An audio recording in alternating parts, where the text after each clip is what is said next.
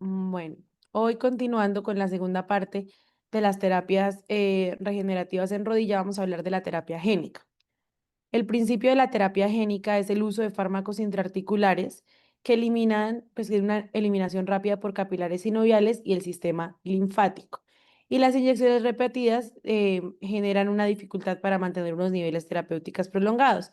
Y esto busca permitir una expresión prolongada de proteínas terapéuticas. Entonces, la terapia génica lo que permite es que la articulación produzca sus propias proteínas terapéuticas de manera sostenida y eso ofrece un tratamiento mucho más duradero y efectivo en osteoartrosis.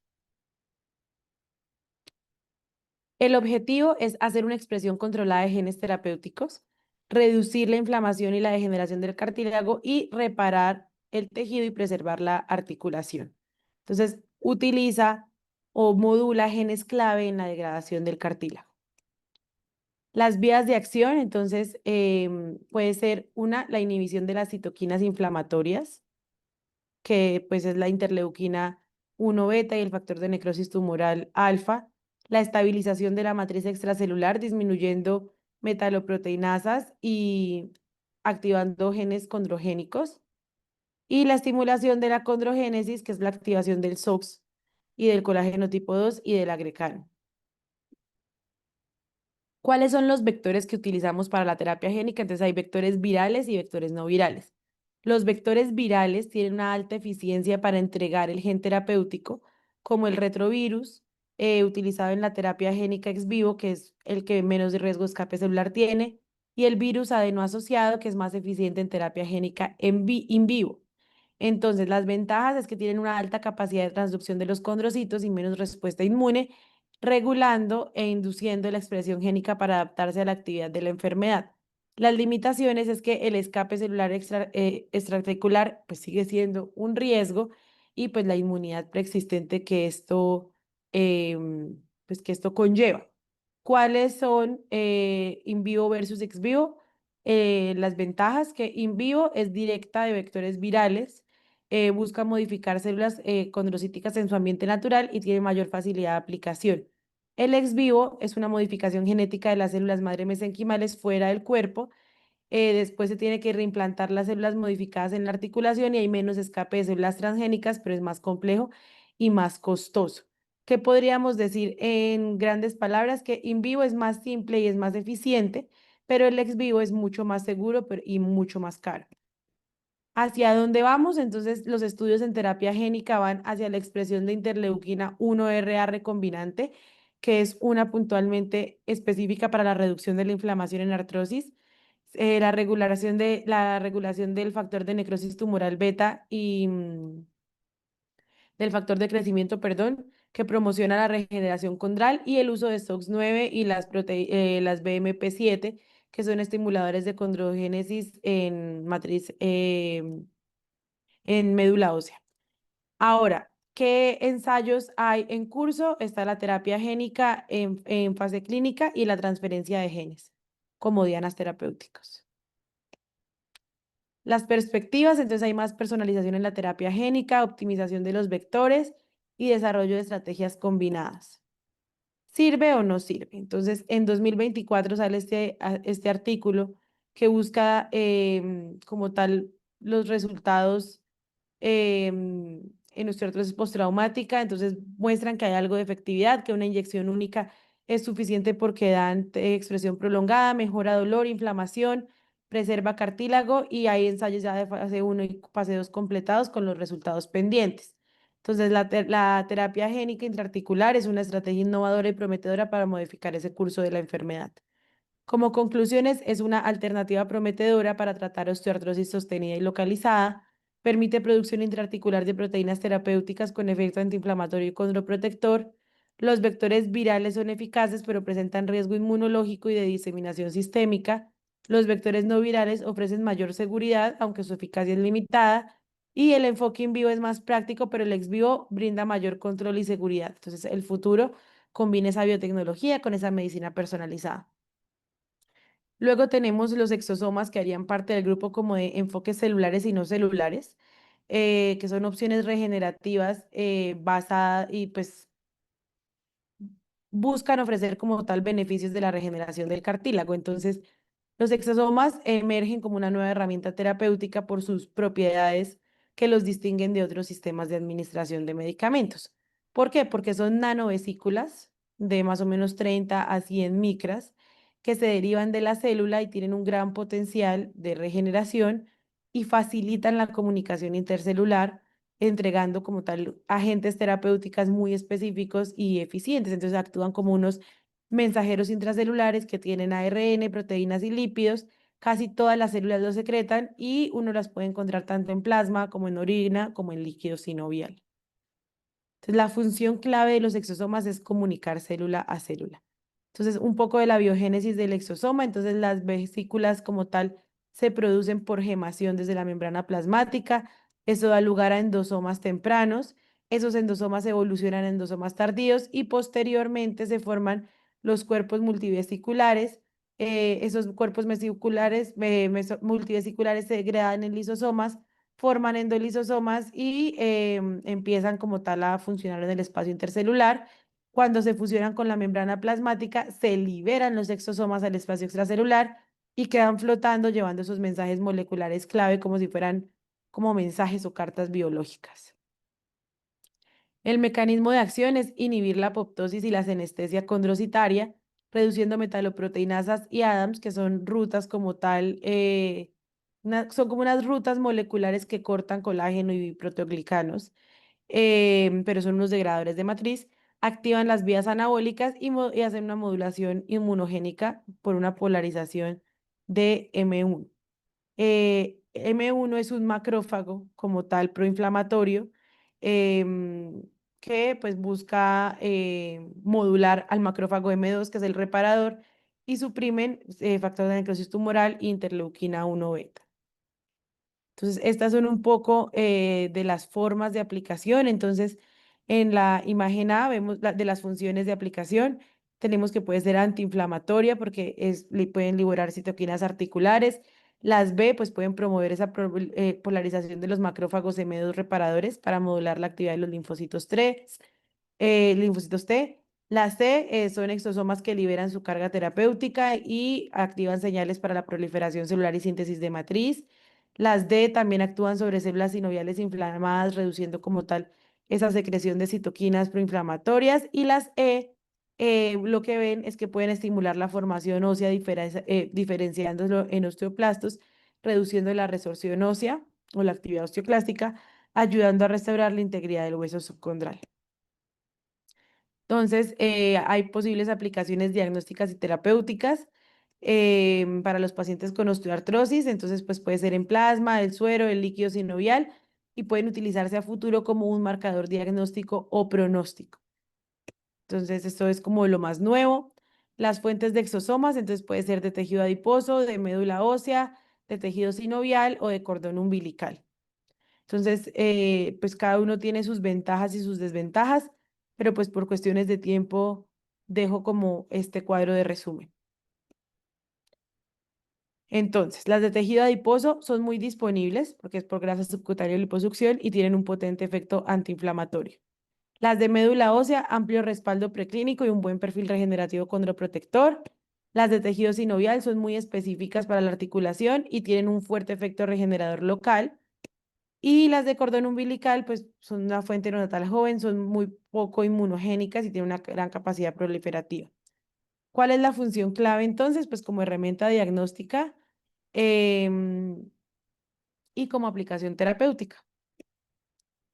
Se pueden aplicar intraarticulares, sistémicas o localizadas por hidrogeles o por andamiajes como, pues como plataformas biofuncionales que permitan una liberación más sostenida. Esta imagen compara como tal los tres tipos de tratamiento para la osteoartrosis que hemos mencionado. Entonces, uno son los exosomas, que son pues menos riesgo inmunológico o tumoral. Dos, está la terapia con células madre, que implica células vivas que pueden diferenciar como, pues se pueden diferenciar mal o no injertarse. Y los fármacos clásicos que alivian síntomas o dolor, pero pues no regeneran ni detienen la progresión. ¿Cuáles son los desafíos actuales? Entonces está la variabilidad en la composición según la célula de origen, los problemas de aislamiento, de purificación y de almacenamiento, la escasa estandarización y duración del efecto in vivo y el requerimiento de marcadores predictivos. Como conclusión, es una herramienta emergente, promueven la regeneración del cartílago, potencial diagnóstico precoz y terapia regenerativa, requieren superar algunas barreras tecnológicas y regulatorias y a futuro se van a poder combinar con células madre y con biomateriales para hacer una terapia un poco más personalizada. Ahora vamos a hablar del famoso ácido hialurónico. ¿Qué es el ácido hialurónico? Entonces, ay, perdón. El ácido hialurónico es un glucosaminoglicano endógeno del líquido sinovial, mejora las propiedades viscoelásticas del líquido sinovial, busca un tratamiento sintomático no modificador de la enfermedad, que busca tanto un efecto mecánico aumentando la lubricación articular, un efecto biológico disminuyendo las citoquinas proinflamatorias y aumentando la síntesis de ácido hialurónico endógeno, y un efecto clínico de analgesia, de mejora funcional y de un potencial de condroprotección. Ese efecto en el hueso subcondral, entonces, ¿qué busca? Entonces muestran que mejora un poco la estructura ósea aumentando el volumen y las trabéculas, que disminuye la esclerosis subcondral, la formación de osteofitos y que regula esas vías que como son la NPAS2 y la SOX9, que son factores de transcripción involucrados en procesos biológicos importantes de la osteoartrosis. Em, entonces, pues aquí mostraría algo de efecto del hueso subcondral. También tiene el efecto mecánico de viscosuplementación, aumentando la viscosidad y la elasticidad sinovial, disminuyendo el coeficiente de fricción, aumentando la lubricación y amortiguación y protegiendo los receptores del dolor y los condrocitos. Estos son algunos de los estudios pues de las vías en las que puede interferir. Y una de las cosas más importantes es cómo se produce. Entonces, uno es de origen aviar, que es de la cresta de gallo, es el método tradicional, pues eso genera un riesgo alto de infecciones y no siempre salía igual. Y hoy en día se produce por medio de bacterias o por fermentación microbiana, que es del Streptococcus zoepidermicus, que pues ofrece mayor seguridad y control de la calidad sin ese riesgo del origen animal y es mucho más fácil de controlar su peso molecular y su rendimiento. Tipos y formulaciones hay de bajo peso molecular, de alto peso molecular, híbridos y monodosis versus multidosis. Entonces, ¿cuál es la relevancia del peso molecular? Entonces, cuando el peso molecular es alto, se dieron cuenta que aumentaba su efecto clínico y sus reacciones locales. Hay estudios, que por ejemplo fue en 2016, diferenciando según el peso molecular y su producción, que se dieron cuenta que había mayor eficacia con el de alto peso molecular, que tenía un efecto clínico significativo para alivio del dolor, que también tenía menos efectos adversos, em, y que tenía pues el que era de origen pues sintético manejado y menos derrame articular. Ahora, en 2024 salió este estudio que buscaba mirar si era más efectivo hacer una dosis o tres dosis como esquema de inyección. En el grupo con tres inyecciones como tal, tenían una mejor evolución del dolor y de función que el que tenía solamente una inyección, aunque una inyección única era más cómoda y daba un poco más alivio de dolor, aunque los beneficios no duraban tanto. También se daban cuenta que, pues, en caso de uno repetir la viscosuplementación, lo ideal era hacerlo después del año. ¿Cuál es el perfil de seguridad del ácido hialurónico? Entonces, los efectos adversos pueden ser leves, el dolor y el derrame leve, que no es significativo. Pueden haber reacciones severas, aunque son muy raras, como una sinovitis aguda post-inyección. No hay efecto sistémico y es más seguro que dar un AINES o un corticoide a nivel sistémico. ¿Las guías lo recomiendan sí o no? Las guías son realmente inconsistentes porque todo es muy heterogéneo y hay muchos sesgos metodológicos.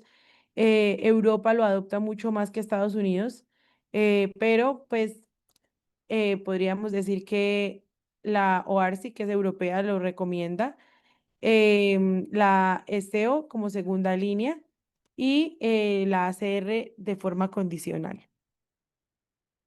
¿Sirve o no sirve? Entonces, en 2023 se buscó evaluar los desenlaces reportados por el paciente con una escala que se llama Promis con ácido hialurónico después de 6 semanas, 6 y 12 meses. Ninguno alcanzaba como tal el número necesario, o sea, el mínimo para el paciente para que lo perciba como mejora. Entonces, pues este es un estudio que nos encontramos como muy contradictorio a lo que se ve en la tendencia actual. Luego llega en 2023 este estudio para probar si el ácido hialurónico mejoraba la fricción en las rodillas con osteoartrosis y pues la respuesta también era clara, que no reducía la fricción y era clínicamente significativo el resultado. Sin embargo, en osteoartrosis moderada mostraba como algo de amortiguación viscosa y mayor coeficiente de fricción en la fase de oscilación. Y luego sale este en 2024 que buscaba el efecto clínico y las propiedades de una sola inyección cuando se ponían con condroitin sulfato. Acá hablaban algo muy importante que eran las propiedades reológicas, que son las que se describen como cómo se comporta un líquido o un gel cuando se mueve o se le aplica una fuerza. ¿Qué se dieron cuenta en esto? Que disminuía dolor, que disminuía escalas funcionales y que aumentaba movilidad articular sin eventos adversos. Pero la limitación es que el estudio estaba hecho en un grupo muy pequeño, sin grupo control y en un solo centro. Que sí podríamos potenciar un poco más las terapias combinadas. Entonces, el ácido hialurónico con PRP hacen una muy buena sinergia entre lubricación y regeneración. Cuando se hace con fisioterapia mejora movilidad y función y cuando se hace con cambios en el estilo de vida como la pérdida de peso, tenían mayor duración del beneficio. Entonces, cuando mirábamos ácido hialurónico versus otras terapias intraarticulares, mirábamos que el ácido hialurónico era de inicio lento, pero tenía una duración de 3 a 6 meses sin efecto regenerativo y muy seguro. Los corticoides un efecto rápido, pero con una duración mucho más corta. El PRP y las células madres, pues sí tenían efectos regenerativos. Como conclusión, no todos los ácidos hialurónicos son iguales. Se prefiere el de peso molecular alto y de origen biológico, múltiples dosis versus, pues, es mejor que una sola dosis. Con el condroitin sulfato o como parte de tratamiento multimodal funciona muy bien. El efecto clínico puede durar hasta 6 meses y se debe repetir según los síntomas y tiene un muy buen perfil de seguridad. Ahora vamos a hablar de la diacereína. La diacereína es un fármaco de acción lenta que hace parte de los thiazoda, que son fármacos sintomáticos, que son sintomáticos slow acting drugs for osteoarthritis. Entonces, hace parte de este grupo de medicamentos. Es derivado de la antraquinona, que se sintetizó por primera vez en los 80 y actúa inhibiendo la interleuquina 1B, que es una citoquina clave en osteoartrosis. Es una alternativa a los AINES para el tratamiento sintomático y ha mostrado un posible efecto estructural y residual tras su suspensión. El mecanismo de acción es disminuir esa producción de enzimas convertidoras de interleuquina 1, disminuir los receptores de interleuquina 1 y aumentar la interleuquina 1RA, que es la antagonista. El perfil de seguridad tiene problemas más que todo gastrointestinales, hasta el 39 de los pacientes les da diarrea, usualmente es leve y reversible. También tiene un perfil de seguridad como em, cutáneo porque da rash y prurito y eczema hasta en el 9% de los pacientes. Y hepático, pues hay casos muy raros de elevación de las transaminasas, pero pues no se, pues está contraindicado en hepatopatías activas. El riesgo-beneficio, entonces es similar eficacia de los AINES, pero es mayor que el paracetamol. El efecto prolongado post-tratamiento es mucho más duradero que los AINES. Y es útil si los AINES o el paracetamol están contraindicados, pero pues hay que tener en cuenta ese riesgo gastrointestinal y esa precaución con las hepatopatías.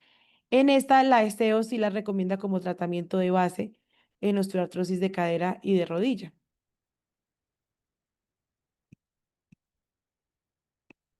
¿Qué dice la evidencia? Entonces, en Cochrane en 2014 hicieron una revisión sistemática comparando el placebo, los AINES y este grupo de medicamentos. Y se dieron cuenta que disminuían el dolor leve, eh, que el efecto estaba más claro en la cadera que en la rodilla realmente. La progresión era estructural, disminuía el efecto en la cadera y el número necesario a tratar eran 14 pacientes, pero no era significativo en rodilla y pues sí resaltaban mucho pues que las RAMs eran un en contra muy importante. Entonces, después de la regulación o todos los estudios que se hicieron, la EMA indicó suspenderla en Europa después del 2013. Este es otro estudio de 2016 que buscaba evaluar los desenlaces de la diacereína y se dieron cuenta que tenía un efecto sostenido después de suspender el tratamiento, que era un efecto carryover.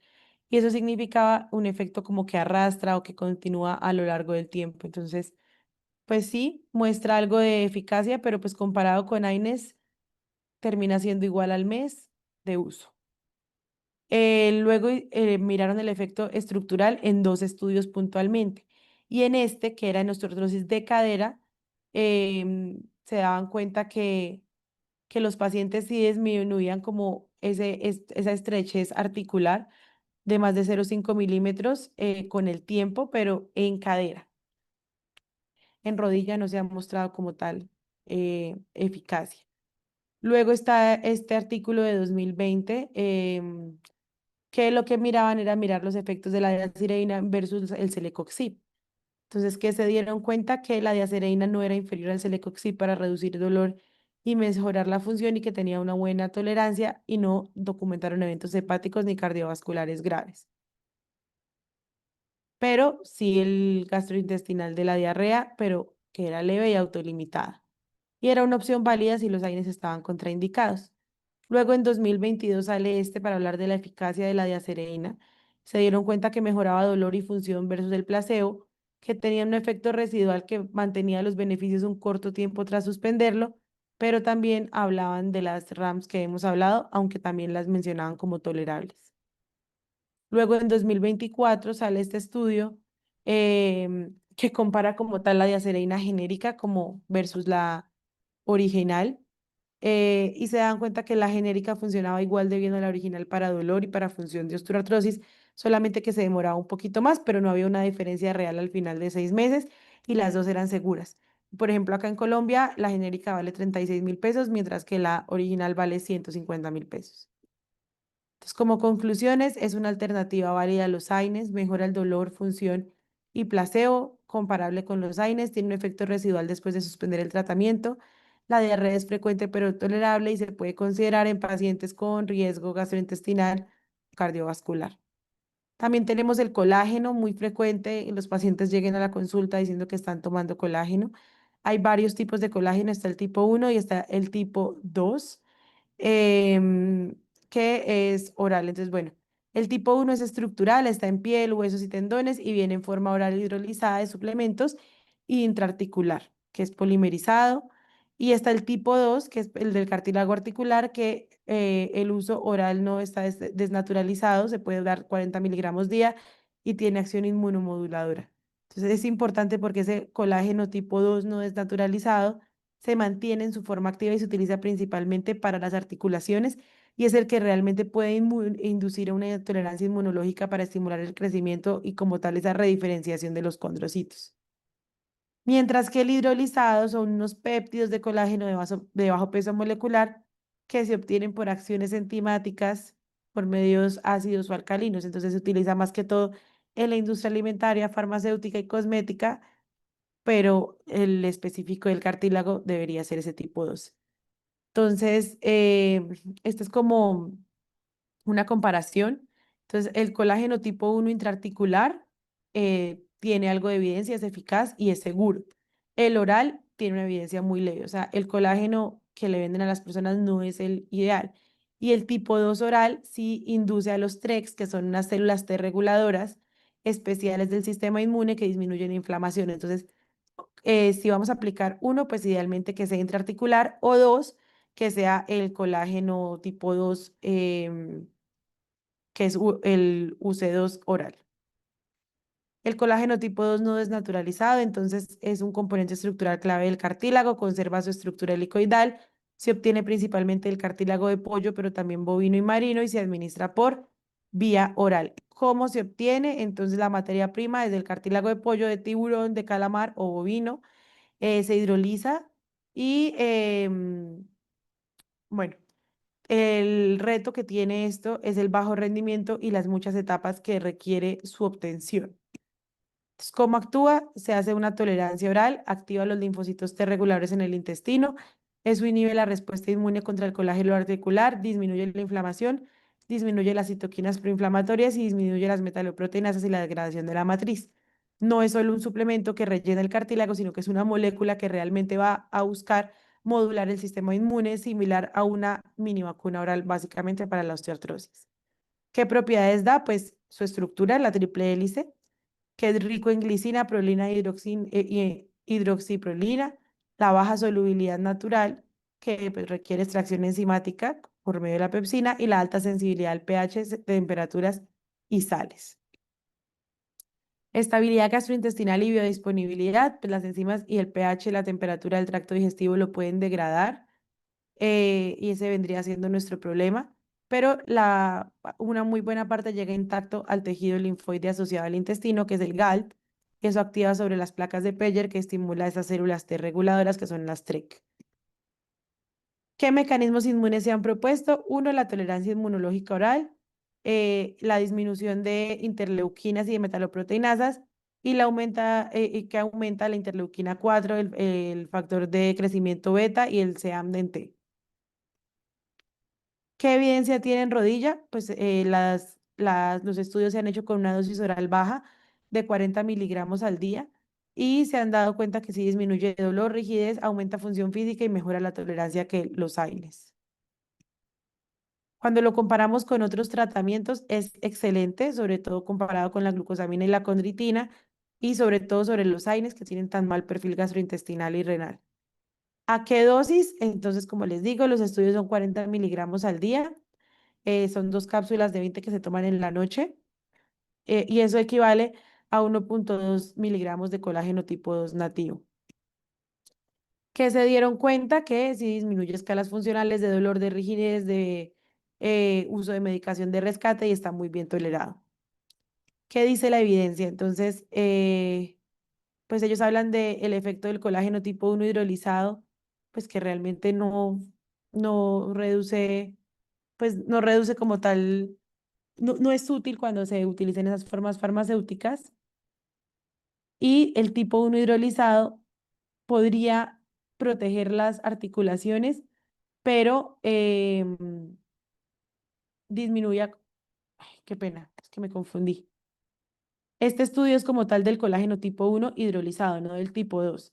Y este sí muestra que había protección del cartílago al desgastarse y disminuye las muertes celulares en el cartílago y reduciendo la inflamación, pero tiene que ser un colágeno que tenga, o sea, que cumpla como con ciertas regulaciones, no cualquier, no es mágico, pero podría ser un complemento útil junto con los cambios en el estilo de vida y no reemplaza ni los medicamentos ni la cirugía. Em, Ahora, cuando son colágeno tipo 1 intraarticular, el tipo 1 sí es efectivo y es seguro como opción sintomática para la osteoartrosis de rodilla porque puede estimular la condrogénesis y tener un efecto antiinflamatorio y retrasar como tal el reemplazo articular. Después sale este, que analizó más de 35 ensayos clínicos randomizados de colágeno en pacientes con osteoartrosis y se dieron cuenta que el colágeno sí reducía el dolor en unos 8,5 milímetros, que eso es clínicamente relevante, y también mejoraba la función física y la forma significativa.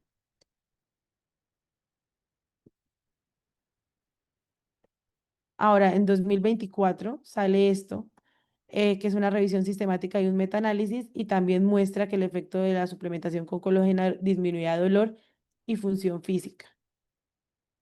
Lo que pasa es que estos estudios son muy heterogéneos y tienen muchas diferencias en dosis, en duración y en el tipo de colágeno utilizado.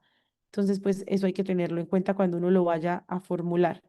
Entonces, en conclusión, es ideal para pacientes con osteoartrosis leve, adultos mayores, no es placebo, tiene algo de respaldo experimental, pero el tipo y la forma sí importa. Oral y tipo 2 es el ideal. El hidrolizado tiene que ser un tipo muy específico de colágeno, y si se va a poner tipo 1 pues idealmente que sea intraarticular. Es de acción lenta, las dosis son bajas, no sustituye el AINES, pero puede reducir su uso. Y por último, tenemos los insaponificables, que son suplementos con un efecto farmacológico potencial y su acción va más allá de lo nutricional, ya que interactúan directamente con las células articulares. Entonces, es una mezcla de componentes extraídos, tanto de aceite de aguacate y de soya, y esa fracción insaponificable que no se convierte en jabón, sino en residuos lipídicos bioactivos, tiene unas propiedades puntuales. ¿Cómo actúan? Inhibiendo interleuquinas, óxido nítrico y metaloproteinasas y estimulan la protección de colágeno y factores anabólicos en los condrocitos. Eso ayuda a frenar la destrucción del cartílago y a mejorar como tal el microambiente articular. Están indicados en osteoartrosis leve a moderada, especialmente en pacientes que no toleran los AINES y tienen alto riesgo gastrointestinal o cardiovascular. Y la dosis estándar es esta con la Pias declina, que es de 300 miligramos al día. Eso tiene un costo como entre los 160.000 pesos a 200.000 pesos en Colombia.